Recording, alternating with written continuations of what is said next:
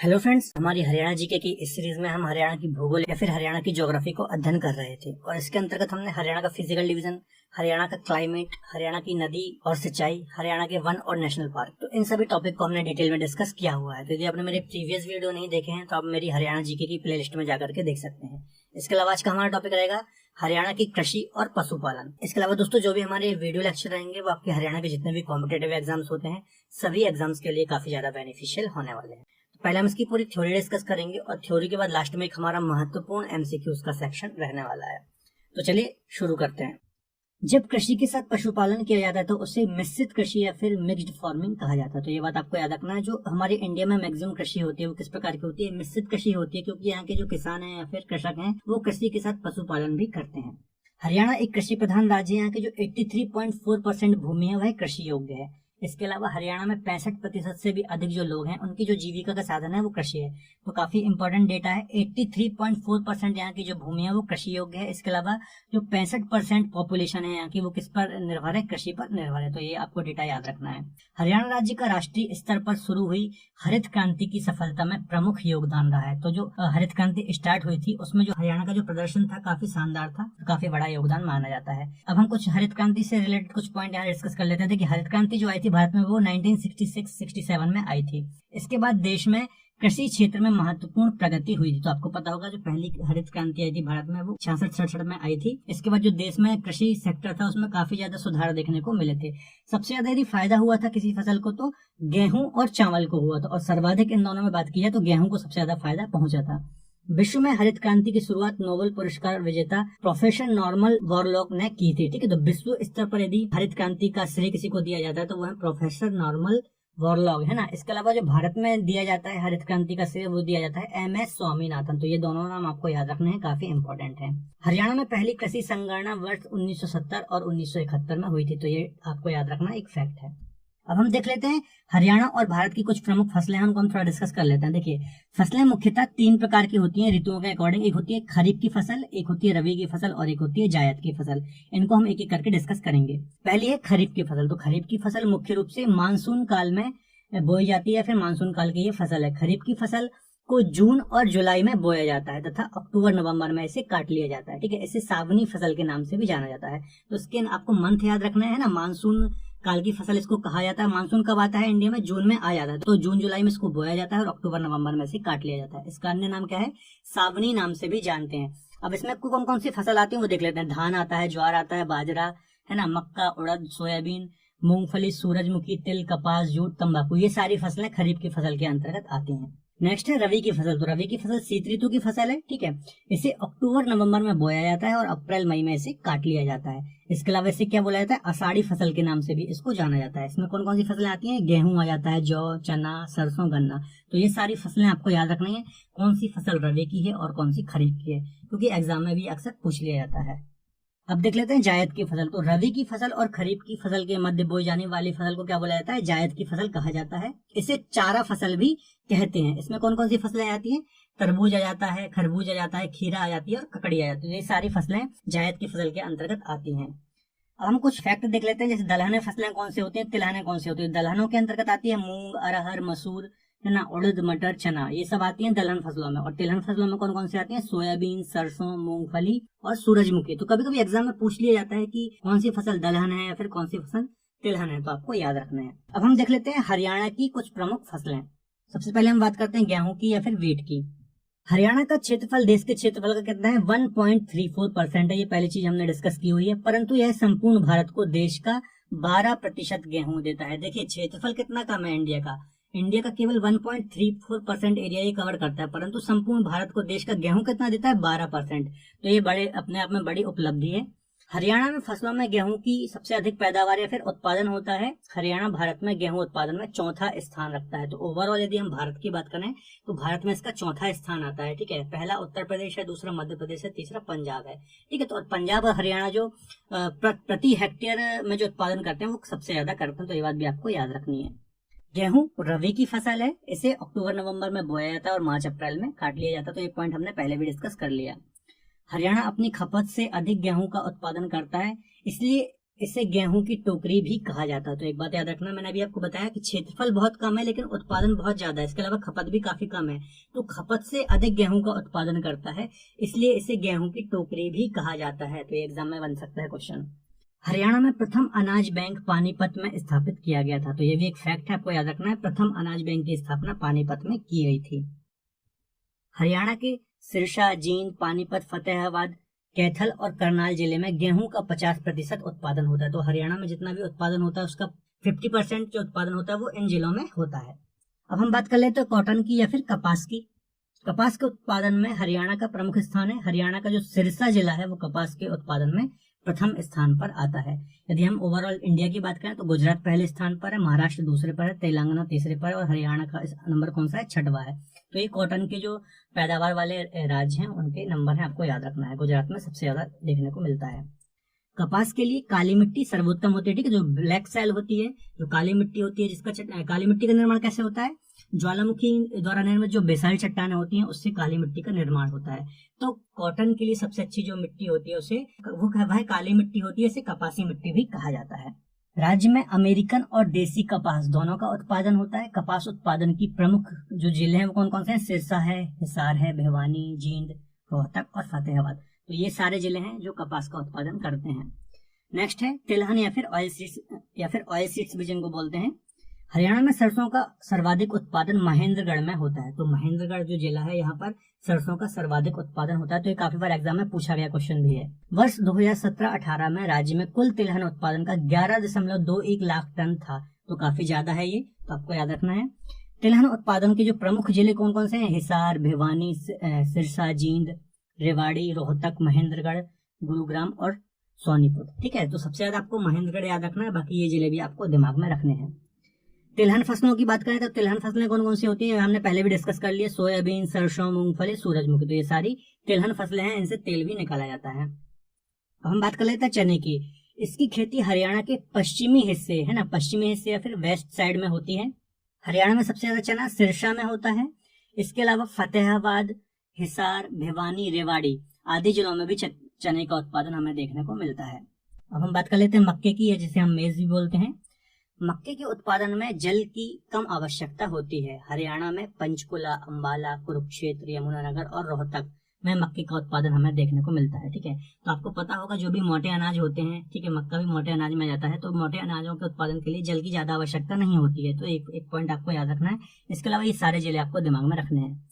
मक्का खरीफ की फसल है, तो ये हमने अभी ऑलरेडी डिस्कस कर लिया।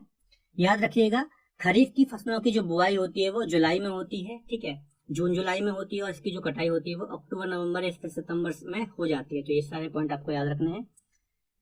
चलिए अब हम फसलों के उत्पादन में कुछ जो अग्रणी राज्य हैं उनको हम यहाँ पर डिस्कस कर लेते हैं। देखिए सर, कुल खाद्यान्न की यदि हम ओवरऑल बात करें तो उत्तर प्रदेश टॉप पर है। गेहूं की बात करें तो उत्तर प्रदेश टॉप पर है। चावल की बात करें तो चावल में पश्चिम बंगाल सबसे ऊपर आता है। मक्के की बात करें तो आंध्र प्रदेश आता है। दलहन फसलों की बात करें तो मध्य प्रदेश सबसे ऊपर आता है। सूरजमुखी के उत्पादन में कर्नाटक ऊपर है। गन्ने के उत्पादन में उत्तर प्रदेश है और जूट के उत्पादन में पश्चिम बंगाल सबसे ऊपर है। तो ये कभी कभी एग्जाम में पूछ लिए जाते हैं कि किस फसल के उत्पादन में कौन सा राज्य अग्रणी है। तो ये सारे पॉइंट आपको याद रखने हैं। अब हम बात कर लेते हैं धान की या फिर चावल की, जिसे हम पैडी भी बोलते हैं। करनाल बासमती चावल के उत्पादन में विश्व में प्रसिद्ध है। तो काफी ज्यादा इंपॉर्टेंट पॉइंट है ये कि एग्जाम में सीधा सा क्वेश्चन आता है कि कौन सा जिला बासमती चावल के उत्पादन के लिए फेमस है, तो करनाल फेमस है। हरियाणा में करनाल को धान का कटोरा भी कहा जाता है, ठीक है। तो ये भी काफी इंपॉर्टेंट है, कई बार एग्जाम में पूछा गया धान का कटोरा किसे कहा जाता है, तो करनाल को कहा जाता है। चावल उत्पादन के प्रमुख जिलों में कैथल, करनाल, कुरुक्षेत्र, अंबाला, हिसार, जींद और सोनीपत है। तो ये सारे जिले आपको दिमाग में रखने हैं। कैथल, करनाल, कुरुक्षेत्र, जींद चावल की कुल उत्पादन का 50% से अधिक उत्पादित करते हैं, ठीक है। तो ये जो जिले हैं, जितना भी हरियाणा में उत्पादन होता है उसका 50% ये सारे जिले उत्पादित करते हैं। चावल का सबसे ज्यादा उत्पादन कहाँ होता है, पश्चिम बंगाल में। अभी मैंने बताया आपको, चावल के उत्पादन के लिए दोमट मिट्टी जो होती है वो सबसे अच्छी मानी जाती है। अब हम बात कर लेते हैं बाजरे की। इसकी बुआई मानसूनी वर्षा के बाद की जाती है। इसके उत्पादक जो जिले हैं कौन कौन से, सिरसा है, हिसार, फतेहाबाद और फरीदाबाद। बाजरा का उत्पादन हरियाणा के पश्चिमी भाग में होता है। भिवानी जिले में बाजरा का जो उत्पादन होता है वो सबसे अधिक देखने को मिलता है। तो भिवानी जिला आपको खासतौर पर दिमाग में रखना है। और जो पश्चिमी हरियाणा है वहां पर बाजरे की सबसे ज्यादा उत्पादन देखने को मिलता है। अब हम बात कर लेते हैं गन्ने की। हरियाणा भारत में गन्ना उत्पादक राज्यों में एक प्रमुख राज्य है। ठीक है, तो याद रखना गन्ने में अच्छा खासा उत्पादन होता है हमारे यहाँ। हरियाणा का लगभग 1/3 जो गन्ना है वो यमुनानगर में होता है। रीजन ये है यमुनानगर क्योंकि बारिश अच्छी खासी होती है ना, और गन्ने के लिए अच्छी खासी बारिश चाहिए। गन्ना उत्पादक क्षेत्र जिले यमुनानगर, कुरुक्षेत्र, अंबाला, रोहतक, जींद और करनाल है। ठीक है, तो ये सारे आपको जिले याद रखना है। यदि आप देखेंगे मैप में भी देख सकते हैं यहाँ पे जो जिले हैं, ठीक है, जहाँ पर बारिश में हमने पढ़ा भी था कि जो उत्तरी हरियाणा, यहाँ पर बारिश अच्छी खासी होती है। ठीक है, तो इन्हीं जिलों में ये हमें गन्ने का उत्पादन देखने को मिलता है। सरस्वती शुगर मिल यमुनानगर व एशिया की सबसे बड़ी शुगर मिल है। ठीक है, कहाँ पर है सरस्वती शुगर मिल? तो ये यमुनानगर में है और यह एशिया की सबसे बड़ी शुगर मिल है। तो आपको याद रखना इसकी लोकेशन कहाँ पर है। गन्ने के लिए ज्यादा पानी की जरूरत होती है। इसकी फसल के लिए लगभग 200 सेंटीमीटर तक वर्षा होनी चाहिए। ठीक है, तो काफी ज्यादा बारिश की आवश्यकता होती है गन्ने की फसल के लिए। ये पॉइंट आपको मैंने पहले ही बता दिया। अब हम बात कर लेते हैं ज्वार की। यह साधारण वर्षा वाले क्षेत्रों में उगाया जाता है। प्रमुख उत्पादक जिलों की बात कर लें तो सिरसा, जींद, भिवानी और महेंद्रगढ़ में इसका उत्पादन किया जाता है। अब हम देख लेते हैं कृषि से संबंधित कुछ महत्वपूर्ण योजनाओं की। तो पहली है राष्ट्रीय कृषि विकास योजना। यह केंद्र व राज्य सरकार की संयुक्त योजना है। ठीक है, इसमें केंद्र का हिस्सा 60 है और राज्य का कितना है 40 है। हरियाणा में यह योजना 2007-2008 में शुरू की गई थी। इस योजना में किसानों को पाइपलाइन प्रणाली बिछाने के लिए सहायता, स्प्रिंकलर सिंचाई होती है उसके लिए सहायता, मृदा स्वास्थ्य बढ़ाने के लिए भी सहायता दी जाएगी। ठीक है, तो ये सारी सहायता दी जाएंगी इस योजना के अनुसार। पाइपलाइन बिछाई जाएगी, स्प्रिंकलर सिंचाई मतलब जो फुहारों से सिंचाई होती है वो की जाएगी। ठीक है, मृदा की गुणवत्ता बढ़ाने के लिए प्रयास किए जाएंगे। तो ये सारी चीजें की जाएंगी। मौसम आधारित फसल बीमा योजना अगली योजना है। मौसम आधारित फसल बीमा योजना वर्ष 2009-10 में स्टार्ट हुई थी। रबी की फसल के दौरान राज्य में यह योजना लागू हुई थी। यह योजना 12 जिलों में कार्यरत है। इस योजना के अंतर्गत आने वाली प्रमुख फसलें कौन कौन सी हैं? धान और गेहूं। ठीक है, तो 2009-10 में यह शुरू हुई थी। ठीक है, 12 जिलों में अभी कार्यरत है। इसके अलावा इसके अंतर्गत मुख्यतः धान और गेहूं आते हैं। अब हम देख लेते हैं इंडो डच प्रोजेक्ट। हरियाणा और नीदरलैंड सरकार के बीच यह प्रोजेक्ट 1994 से शुरू किया गया था।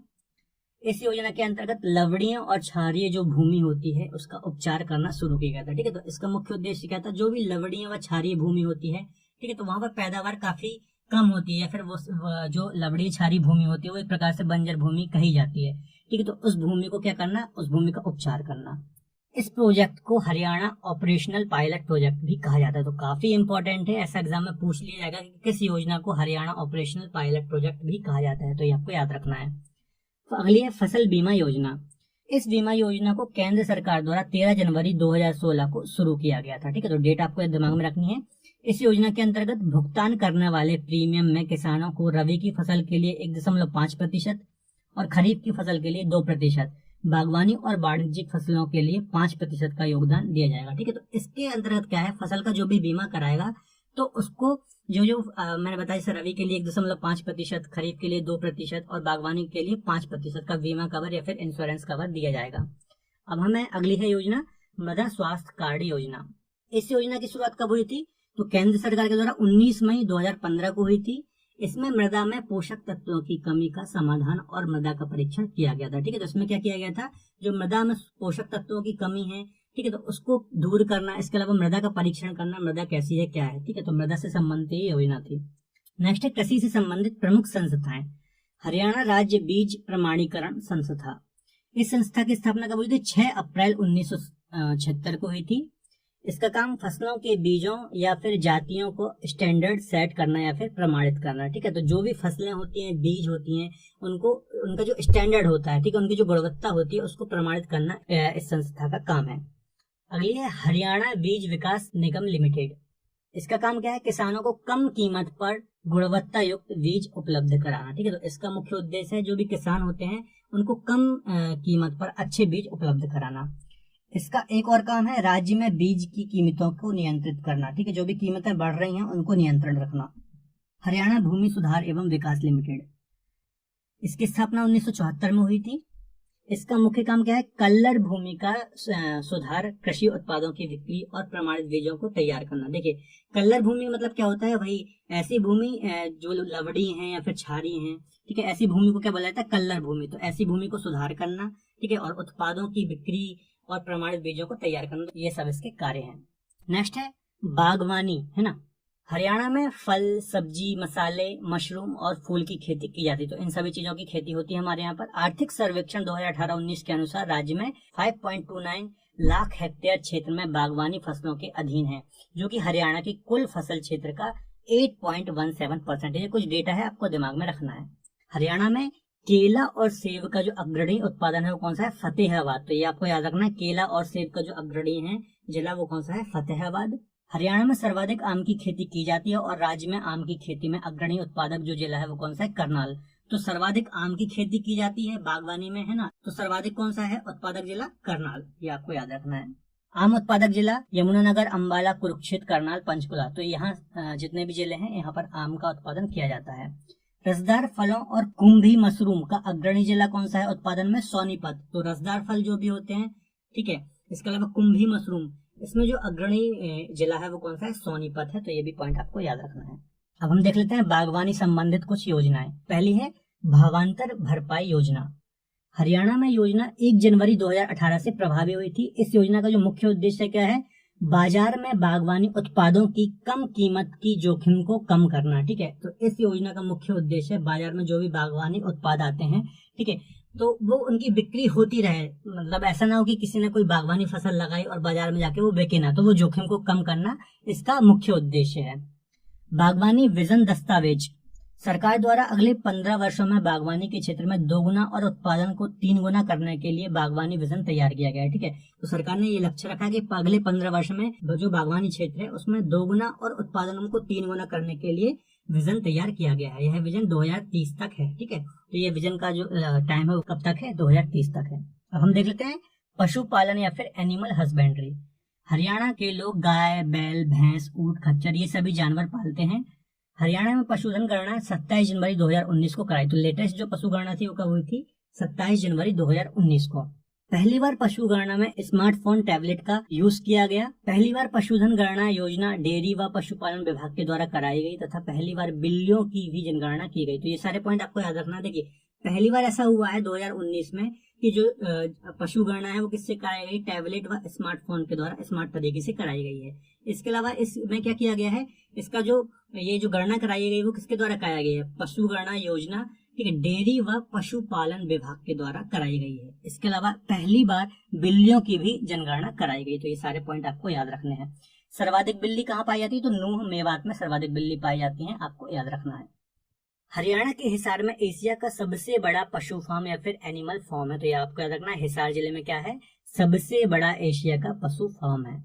मुर्रा भैंस को हरियाणा में काला सोना भी कहा जाता है क्योंकि यह दूध और खेती के कार्य के लिए उपयोगी है। ठीक, तो मुर्रा भैंस काफी उपयोगी होती है, इसे काला सोना भी कहा जाता है। ये दूध को भी काफी ज्यादा देती है। हरियाणा में गायों की हरियाणा और साहिवाल सर्वाधिक, है ना, नस्लें प्रमुख है। ठीक है, तो हरियाणा की जो कुछ नस्लें हैं गायों की, एक है हरियाणा, ये नस्ल का नाम है, ठीक है, आपको याद रखना है। इसके अलावा एक साहिवाल नस्ल, ये 2 नस्लें पाई जाती हैं। इसके अलावा कॉकरेज गायों की सबसे अच्छी नस्ल मानी जाती है। तो एक ये गाय की नस्ल है कॉकरेज, ये सबसे अच्छी नस्ल मानी जाती है गायों की। हरियाणा में पशुधन की बात करें तो कुल पशु कितने हैं? 71,26,497 कुल पशुधन है। इसके अलावा सबसे कम की बात करें तो पंचकुला जिले में सबसे कम पशुधन है, लगभग 1,05,000, और सबसे ज्यादा की बात करें तो हिसार में लगभग 6,57,000 के अप्रॉक्स यहाँ पर पशुधन है। तो आपको याद रखना सबसे कम कहाँ है, सबसे ज्यादा कहाँ है ना। बाकी आपको ये डेटा याद करने की जरूरत नहीं है। चलिए अब कुछ महत्वपूर्ण तथ्य हम यहाँ पर डिस्कस कर लेते हैं। केंद्रीय भैंस अनुसंधान केंद्र कहाँ पर है? तो हिसार में केंद्रीय भैंस अनुसंधान केंद्र है। सुअर अनुसंधान केंद्र बसबाड़ा, करनाल में है। इसके अलावा आधुनिक सुअर प्रजनन केंद्र कहाँ पर है? हिसार में। तो ये सारे कुछ फैक्ट हैं, आपको दिमाग में रखने हैं। पशु विज्ञान केंद्र की बात करें तो कैथल में पशु विज्ञान केंद्र है। सबसे बड़ा ऊंट का मेला कहाँ लगता है? तो बरालू गांव है भिवानी जिले के अंतर्गत, तो यहाँ पर लगता है सबसे बड़ा ऊंटों का मेला। वर्तमान में राज्य पशु चिकित्सा संस्थान कितने हैं टोटल? तो पशु चिकित्सा संस्थान कितने हैं? 2799। पशु किसान क्रेडिट कार्ड जो योजना थी वो कभी लागू हुई थी? तो 6 दिसंबर 2019 को लागू हुई थी। कुल गौशालाएं कितनी है? 615 में है। सर्वाधिक की बात करें तो सिरसा में है और सबसे कम कहाँ पर है? रेवाड़ी में है। पंजीकृत गौशालाओं की बात करें इनमें से तो 546 गौशालाएं ही ऐसी हैं जो पंजीकृत हैं।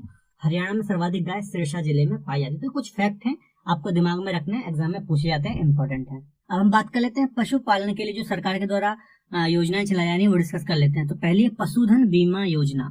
पशुधन बीमा योजना 29 जुलाई 2016 को झज्जर जिले से शुरुआत की गई थी। उद्देश्य क्या था इसके, तो अनुसूचित जाति के जो पशुपालक हैं इन्हें निःशुल्क है, ठीक है, यह योजना जो थी अनुसूचित जाति के पशुपालकों के लिए निःशुल्क थी। गाय, भैंस, सांड और ऊंट के लिए 100 रुपए के प्रीमियम पर बीमा प्रदान किया गया, बीमा या फिर इंश्योरेंस प्रदान किया गया, ठीक है। इसके अलावा भेड़, बकरी, सुअरों के लिए 25 रुपए के प्रीमियम पर 3 वर्ष की अवधि के लिए यहाँ पर बीमा प्रदान किया गया, ठीक है। तो इसमें क्या किया गया था इस योजना में, इतने कम प्रीमियम पर आपके जो जानवर हैं उनके लिए इंश्योरेंस कवर या फिर बीमा कवर दिया गया था। यदि आपके जानवरों को कुछ होता है तो आपको सरकार पैसे देगी। हरियाणा देश का ऐसा पहला प्रदेश है जहां गायों की पहचान के लिए 12 अंकों का एक यूनिक आईडी नंबर दिया गया, ठीक है। तो ये काफी अच्छी बात है। हरियाणा एक ऐसा पहला राज्य है जहां पर जो गाय हैं उनके लिए एक यूनिक नंबर दिया गया 12 अंकों का, जिससे गायों की पहचान की जाए। ग्रामीण क्षेत्र में रहने वाले पशुपालकों के लिए पशुओं से संबंधित 24 घंटे जानकारी के लिए पशु विकास वाहिनी नामक योजना शुरू की गई। तो ये भी एक पॉइंट है, आपको याद रखना है। राज्य में गौ हत्या के प्रतिबंध के लिए हरियाणा गौवंश संरक्षण एवं गौ संवर्धन अधिनियम 2015 बनाया गया। इसे कब लागू किया गया, तो 19 नवंबर 2015 को इसे लागू किया गया। तो ये आपको याद रखना है कब लागू किया गया था। महिलाओं की आर्थिक स्थिति को सुधारने के लिए हरियाणा महिला डेयरी योजना की शुरुआत की गई, ठीक है। देखिए जो महिलाएं होती हैं ग्रामीण क्षेत्र की, ठीक है, उनकी आर्थिक स्थिति को सुधारने के लिए, ठीक है, हरियाणा महिला डेयरी योजना की शुरुआत की गई। इसके अंतर्गत क्या था कि आप पशुओं को पालिए और उनका जो भी दूध वगैरह होता है उसको आप सहकारी समितियों की सहायता से बेचिए। हरियाणा देश का ऐसा पहला राज्य है जिसने दुधारू पशुओं की नस्ल सुधारने और उनके संरक्षण के लिए एक हरियाणा मुर्रा भैंस तथा अन्य दुधारू पशु नस्ल अधिनियम 2001 बनाया। तो हरियाणा ऐसा पहला देश है जिसने दुधारू जो भी पशु होते हैं जो दूध देते हैं, ठीक है, उनकी नस्ल को सुधारने के लिए और इनके संरक्षण के लिए एक पूरा का पूरा अधिनियम बना रखा है। गौवंश और भैंस वंश के प्रजनन और विकास के लिए हरियाणा सरकार ने 12 से 13 जनवरी 2000 को हरियाणा पशुधन विकास बोर्ड की स्थापना की गई थी, ठीक है। तो 12 से 13 जनवरी को क्या की गई थी, 2000 को हरियाणा पशुधन विकास बोर्ड की स्थापना की गई थी। बांझ मुक्त पशुधन योजना 2009-10 से स्टार्ट हुई थी। इसका उद्देश्य क्या था, प्रति पशु उत्पादकता को बढ़ाना, और इस योजना का प्रकाशन राष्ट्रीय कृषि विकास योजना के अंतर्गत किया गया था। तो ये सारे पॉइंट हैं, आपको दिमाग में याद रखने हैं। राष्ट्रीय दुग्ध अनुसंधान संस्थान नेशनल डेयरी रिसर्च इंस्टीट्यूट, ठीक है, इसकी स्थापना कब हुई थी, 1955 में की गई थी। इसका मुख्यालय अभी वर्तमान में कहाँ है, करनाल में है। पहले इसका मुख्यालय बेंगलुरु में था, ठीक है। 1955 में इसका मुख्यालय करनाल शिफ्ट किया गया। तो ये काफी इंपॉर्टेंट पॉइंट है, आपको याद रखना है। पहले कहाँ था, बेंगलुरु में, वर्तमान में कहाँ है, करनाल में। 1955 में शिफ्ट किया गया था। केंद्रीय भैंस अनुसंधान संस्थान की स्थापना 1885 में की गई थी। इसका मुख्यालय हिसार में है। तो ये भी आपको फैक्ट याद रखना है। अब कुछ महत्वपूर्ण एमसीक्यूज क्वेश्चन हम यहाँ पर डिस्कस कर लेते हैं। देखिए पहला है, हरियाणा की कितनी भूमि कृषि योग्य है, तो 83% भूमि लगभग यहाँ पर कृषि योग्य है, मैंने आपको बताया था। पहली कृषि संगणना कब हुई थी, तो इसका आंसर हो जाएगा ए, 1970-1971 में हुई थी। खालिस्तान के उत्थान में हरियाणा प्रदेश में मुख्य भागीदार था, तो हरित क्रांति, ठीक है, हरित क्रांति आई थी, तो हरियाणा में अच्छे खासे इसके रिजल्ट देखने को मिलते। सर्वाधिक फायदा किसको हुआ था, गेहूं की फसल को और चावल की फसल को, और इन दोनों में भी यदि देखा जाए तो गेहूं में सर्वाधिक उत्पादकता देखने को मिली थी। हरियाणा में किस फसल का उत्पादन सर्वाधिक होता है, तो गेहूं का उत्पादन सर्वाधिक होता है यदि ओवरऑल इन फसलों में देखा जाए तो। महेंद्रगढ़ जिला किस फसल के उत्पादन के लिए फेमस है, तो इसका हो जाएगा सरसों, ठीक है, सी आंसर हो जाएगा। सरसों के उत्पादन के लिए महेंद्रगढ़ फेमस है, ठीक है। महेंद्रगढ़ जिला में अच्छा खासा उत्पादन होता है सरसों का। बासमती चावल के उत्पादन के लिए प्रसिद्धि पाकर हरियाणा का कौन सा जिला धान का कटोरा कहा जाने लगा, तो इसका आंसर हो जाएगा करनाल, बी आंसर हो जाएगा करनाल, है ना। मैंने आपको बताया था धान का कटोरा कहा जाता है करनाल को, क्योंकि अच्छा खासा यहाँ पर बासमती चावल होता है। हरियाणा में सर्वाधिक क्षेत्र में किस फसल की खेती की जाती है, इनमें से मतलब फलों में से देखा जाए, बागवानी में देखा जाए तो आम की सर्वाधिक यहाँ पर खेती की जाती है। खुम्बी फसल के उत्पादन में हरियाणा का कौन सा जिला अग्रणी है, तो खुम्बी में यदि हम देखें तो सोनीपत है, जो बी आंसर हो जाएगा इसका सोनीपत। खुम्बी के उत्पादन, खुम्बी क्या होता है, जो मशरूम होता है उसको खुम्बी बोलते हैं, तो सोनीपत इसमें अग्रणी है। हरियाणा में आम की बागवानी किस जिले में होती है, तो आम की बागवानी के लिए मैंने बताया था महेंद्रगढ़, है ना। इसका आंसर हो जाएगा आम की बागवानी के लिए महेंद्रगढ़, डी आंसर हो जाएगा 9th का, है ना। सबसे ज्यादा यहाँ पर उत्पादन होता है। नेक्स्ट है, किस दुधारू पशु को हरियाणा में काला सोना भी कहा जाता है, तो मुर्रा जो भैंस है, ठीक है, इसे काला सोना भी कहा जाता है। गन्ना उत्पादन में हरियाणा का कौन सा जिला अग्रणी है, तो यमुनानगर जिला, ठीक है, मैंने बताया था सबसे ज्यादा वर्षा की आवश्यकता होती है इसको। हरियाणा में भैंस के लिए प्रसिद्ध नस्ल कौन सी, तो मुर्रा जो नस्ल है प्रसिद्ध तम यहाँ पर भैंस की नस्ल है। एशिया की सबसे बड़ी पशुधन फॉर्म कहाँ पर है? तो ये भी मैंने आपको बताया था, इसका आंसर हो जाएगा हिसार, है ना। हिसार में एशिया की सबसे बड़ी पशुधन फॉर्म है। हरियाणा सरकार ने किस तारीख को पशुधन बीमा योजना की शुरुआत की? तो इसका हो जाएगा ए 29 जुलाई 2016 को पशुधन बीमा योजना की शुरुआत हुई थी। हरियाणा सरकार ने पशुधन बीमा योजना की शुरुआत की तो किस जिले से की थी? तो इसका आंसर हो जाएगा झज्जर जिला। ये भी मैंने आपको बताया था, झज्जर जिले से इसकी शुरुआत हुई थी। नेक्स्ट है, जुलाई 2016 को हरियाणा सरकार द्वारा जो प्रारंभ पशुधन बीमा योजना थी, इसका उद्देश्य क्या थे? तो यह योजना अनुसूचित जाति एससी के पशुपालकों के लिए निःशुल्क थी, बिल्कुल सही है। गाय, भैंस, सांड और ऊंट के लिए 100 रुपए के प्रीमियम पर बीमा, ठीक है, ये भी सही है। इसके अलावा भेड़, बकरी, सुअरों के लिए 25 रुपए के प्रीमियम में 3 साल, ठीक है, तो ये भी सही है। तो इसका आंसर हो जाएगा डी, उपरोक्त सभी, है ना, तो डी आंसर हो जाएगा इसका। हरियाणा सरकार द्वारा ब्याज मुक्त पशुधन स्कीम किस कार्यक्रम या फिर निकाय द्वारा प्रकाशित किया गया? तो इसका आंसर हो जाएगा बी, राष्ट्रीय कृषि विकास योजना। नेशनल डेयरी रिसर्च इंस्टीट्यूट, है ना, ये कहाँ पर स्थित है? तो जो राष्ट्रीय डेयरी अनुसंधान संस्थान या फिर नेशनल डेयरी रिसर्च इंस्टीट्यूट है, ये करनाल में स्थित है, ये भी मैंने आपको बताया था।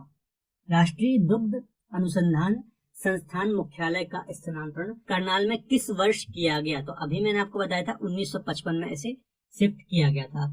केंद्रीय भैंस अनुसंधान संस्थान कहाँ पर है? तो भैंस अनुसंधान संस्थान हिसार में है, इसका आंसर हो जाएगा सी। गेहूं उत्पादन में राज्य का कौन सा स्थान है? गेहूं उत्पादन में इसका, ये भी मैंने आपको बताया था, चतुर्थ स्थान है ना। सबसे ऊपर कौन है गेहूं उत्पादन में? तो यूपी आता है ना, मध्य प्रदेश आता है और फिर पंजाब आता है। चौथे पे कौन सा आता है? अपना हरियाणा। हरियाणा में प्रथम अनाज बैंक कहाँ पर स्थापित किया गया? तो अनाज बैंक की बात स्थापना की जाए तो अनाज बैंक की बात की जाए तो पानीपत में सबसे पहले इसकी स्थापना की गई थी, है ना। कपास उत्पादन में राज्य का कौन सा जिला अग्रणी है? तो कपास में सिरसा जिला अग्रणी है। किस फसल की उपज के लिए जल की कम खपत होती है ना? तो मक्का, ये मैंने बताया था, मोटा अनाज जो भी होता है उसके लिए पानी कम आवश्यक होता है ना, तो मक्के के लिए भी काफी कम होता है। तो ये थे हमारे मोस्ट इम्पोर्टेंट महत्वपूर्ण एमसीक्यू।